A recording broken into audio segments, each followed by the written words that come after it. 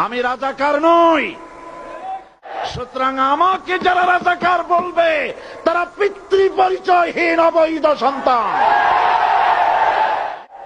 আমাকে রাজাকার বলে জনগণ থেকে বিচ্ছিন্ন করবা, জনগণ থেকে আমারে বিচ্ছিন্ন করা যাবে না।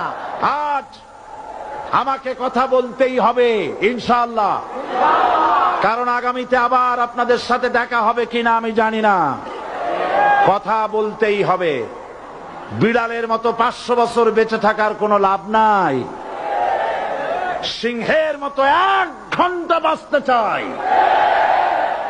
আমি দেখতে পাচ্ছি বাংলাদেশের ভাগ্য আকাশে উত্তর গগনে কালো মেঘ জমা হয়েছে। ঝড়ের পূর্বাভাস লক্ষ্য করছি। যদি মোকাবেলা করতে না পারেন সক্ষম ভাবে, এমন অন্ধকার গাঢ় কালো অমাবস্যার রাত আসতে পারে যার সুবে সাদেক হওয়া অসম্ভব। সুতরাং আপনারা কি কাপুরুষের মতো কাফের মুশরিকদের গোলামি করে মরতে চান? বিড়ালের মতো 500 বছর বেঁচে থাকার কোনো লাভ নাই। সিংহের মতো 1 ঘন্টা বাঁচতে চাই। তারপর বলছে কি, এরপরে বলছে আমাকে বলছে রাজাকার। শুনে রাখো চট্টগ্রামের লক্ষ লক্ষ জনতা, পার্লামেন্টে যখন আমাকে এই কথা বলা হয়েছিল, আমার পার্লামেন্টের কলিগ জাফরুল্লাহ চৌধুরী সাহেব বসে আছেন এখানে, হ্যাঁ, জাফরুল ইসলাম চৌধুরী বসে আছেন পাশে, প্রধানমন্ত্রী সুদ্ধা, অন্তত 3 শতাধিক পার্লামেন্টের সম্মানিত সদস্যরা সেদিন বসা। 1997 সনের বাজেট বক্তৃতা যখন আমি করতেছিলাম, ডক্টর কুদরতে খোদা, নাম রাখছে কুদরতে খোদা, আসলে গজবে খোদা। এই লোকটি নাস্তিক, ইসলামের চূড়ান্ত দুশমন। তার প্রণীত শিক্ষা ব্যবস্থার যখন সমালোচনা করছিলাম, ট্রেজারি বেঞ্চ থেকে আমাকে বলা হলো রাজাকার। আমি আমার সমস্ত শক্তি একত্রিত করে বলেছিলাম শুধুমাত্র হিন্দুস্তানের রাজাকারেরাই আমাকে রাজাকার বলতে পারে।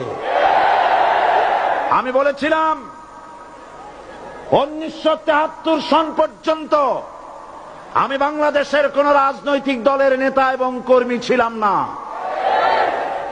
আমি রাজাকার নই। আমাকে রাজাকার বলে যদি তাকে প্রমাণ করতে না পারে 10 কোটি টাকার মানহানি মামলা দায়ের করব। আমার এই বক্তব্য সারা দুনিয়া শুনেছে। পার্লামেন্টে আমার এই বক্তব্য রেকর্ড হয়ে আছে। সেদিন 3 শতাধিক পার্লামেন্ট মেম্বারের কেউ আমার চ্যালেঞ্জ গ্রহণ করেন নাই। যে কোনো ব্যক্তি পার্লামেন্টে গিয়ে আমার বক্তৃতা দেখে আসতে পারেন। এরপরে 1997 সনের 7 অক্টোবর দৈনিক জনকণ্ঠ পত্রিকা যখন আমার বিরুদ্ধে লিখল, সেই পত্রিকায় সাইদির ওপেন চ্যালেঞ্জ 8ম পাতা, 1997 7 অক্টোবর, এত বড় 2 কলমে হেডিং।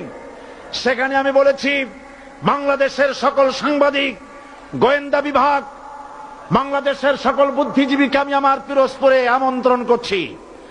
আমার উপস্থিতিতে যদি কেউ প্রমাণ করতে পারে বাংলাদেশের স্বাধীনতা যুদ্ধের বিরুদ্ধে আমার কোন ভূমিকা ছিল, সজ্ঞানে স্বেচ্ছায় জাতীয় সংসদের সদস্য পদ থেকে পদত্যাগ করব। 3 বছর পার হয়ে গেছে, আজ পর্যন্ত কেউ এই চ্যালেঞ্জের মোকাবেলা করে নাই।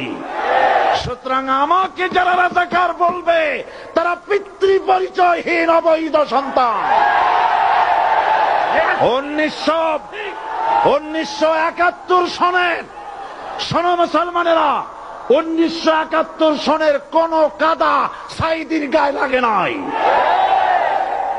আমাকে রাজাকার বলে জনগণ থেকে বিচ্ছিন্ন করবা, জনগণ থেকে আমারে বিচ্ছিন্ন করা যাবে না। কারণ এই জনগণ আমার জন্য আসে না, এই জনগণ আসে আল্লাহর কোরআনের জন্য। বাংলাদেশের মুসলমানদের শরীরে 1 বিন্দু রক্ত থাকতে শয়তানের তৈরি করা ধর্মনিরপেক্ষ মতবাদ বাংলার জমিনে কায়েম হতে দেওয়া হবে না, হবে না। কথা নাই, আমরা মানুষের তৈরি করা আইন মানি না। 12 কোটি মুসলমানের দেশে আইন তৈরি করবে মানুষ, আমরা মানব না। পার্লামেন্টে তৈরি হতে হবে কোরআন দিয়ে, পার্লামেন্টে আইন তৈরি হতে হবে কোরআন দিয়ে, এবং কোরআন হবে, আল কোরআনের পার্লামেন্ট হবে বাংলাদেশে। ধর্মের নামে রাজনীতি নয়, আমরা ধর্মীয় রাজনীতি করি, আমরা এই কোরআনের রাজনীতি করি। এই কোরআন নিয়ে বাঁচতে চাই, এই কোরআন নিয়ে মরতে চাই, এই কোরআন থেকে আমাদেরকে বিচ্ছিন্ন করতে চায় কাফের বেঈমান মুশরিকেরা। ও আমার জাতি, কোরআন থেকে যারা বিচ্ছিন্ন করতে চায়, তোমরা কি তাদের বিরুদ্ধে জিহাদের জন্য প্রস্তুত থাকবে? যারা মানুষের উপরে জুলুম করছো, আলেমদেরকে ধরতেছো, মুসল্লিদেরকে ধরে ধরে জেলে ঢুকাচ্ছ, সময় আসবে এমন ইন্দুরের গর্ত অপমানা পালাবার জন্য।